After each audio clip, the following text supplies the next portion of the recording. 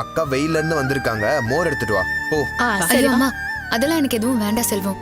அம்மா தண்ணி மட்டும் கொஞ்சம் குடுக்குறீங்களா? எடுத்துட்டு வரேம்மா, இரு. அக்கா வாங்க, ரூம் காட்டுறேன்.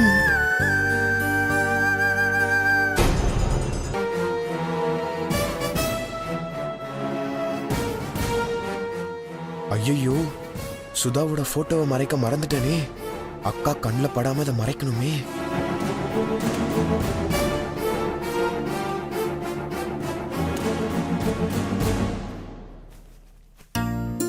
இந்தம்மா தண்ணி குடி.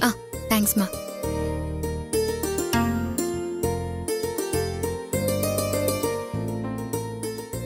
அந்த வீடு தாராளமா இருந்திருக்கும். இது கொஞ்சம் சின்ன வீடுதான், அட்ஜஸ்ட் பண்ணிக்கோமா. ஐயோ அம்மா, வீடு பெருசா சின்னதாங்கிறதெல்லாம் முக்கியம் இல்ல, சுத்தி இருக்கிற மனுஷங்க தான் ரொம்ப முக்கியம். உங்களை மாதிரி நல்ல மனுஷங்க கிடைச்சிருக்காங்கல்ல, அதுவே எனக்கு ரொம்ப பெரிய சந்தோஷம்மா.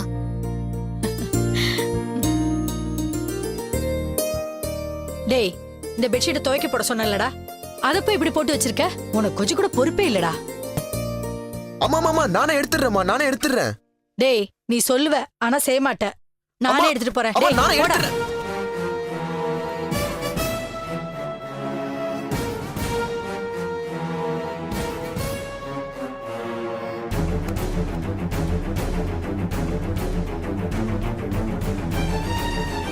அக்கா, பெட்ல கொஞ்சம் தூசியா இருக்கு, நான் தட்டிட்டு கூப்பிடுறேன். சரிப்பா.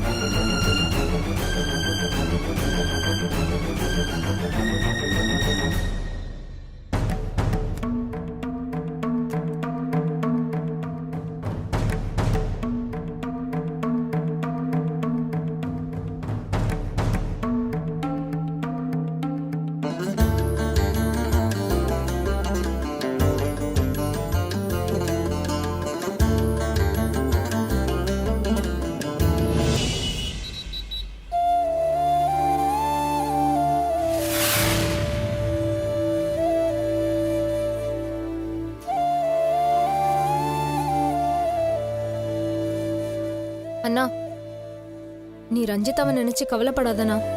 அவ சேஃபா தங்கறதுக்கு நான் ஏற்பாடு பண்ணிருக்கேன். அவ நம்ம செல்வம் வீட்டுல தான் இருக்கா.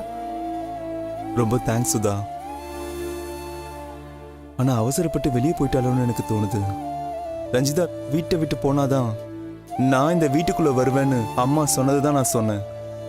ஆனா நீ வீட்டை விட்டு போயிட்டுன்னு நான் அவகிட்ட சொல்லவே இல்லை. ஆனா அவ கிளம்பி போறப்போ நீ தடுக்கவே இல்லையேண்ணா. அவ போனாலும் பரவாயில்ல, அம்மா வீட்டுக்கு வந்தா மட்டும் போதும்னு தானே இருந்த. அம்மா இவ்வளவு தூரம் வந்துட்டு கார்லயே உக்காந்துட்டு இருந்தாங்க சுதா. ரஞ்சிதாவை நான் தடுத்தா அம்மா மறுபடியும் எங்கேயாவது போயிட மாட்டாங்களா? அந்த அந்த சங்கடமான சூழ்நிலையில என்னால என்ன பண்ண முடியும் நினைக்கிற? உன்னை விட ரஞ்சித்தோட நிலைமை ரொம்ப மோசம்னா. நீ அம்மாவோட கண்டிஷனை பத்தி வீட்ல சொன்னதும் மத்த எல்லாரும் ரஞ்சிதாவை கார்னர் பண்ண ஆரம்பிச்சிட்டாங்கண்ணா. இதான் சாக்குன்னு அக்காவும் அவளை அடிச்சு துரத்தாத குறையா பேசிட்டால. இவ்ளோ நடந்ததுக்கு அப்புறமும் நான் இங்கதான் இருப்பேன்னு ரஞ்சிதாவால எப்படி நான் சொல்ல முடியும்? தான் சந்தோஷத்தை விட மத்தவங்களோட சந்தோஷம்தான் பெருசுன்னு நினைக்கிறவ அவ. அம்மா திரும்பவும் வீட்டுக்கு வந்தாதான் இந்த குடும்பம் சந்தோஷமா இருக்கும்னு அவளுக்கு தெரியும்.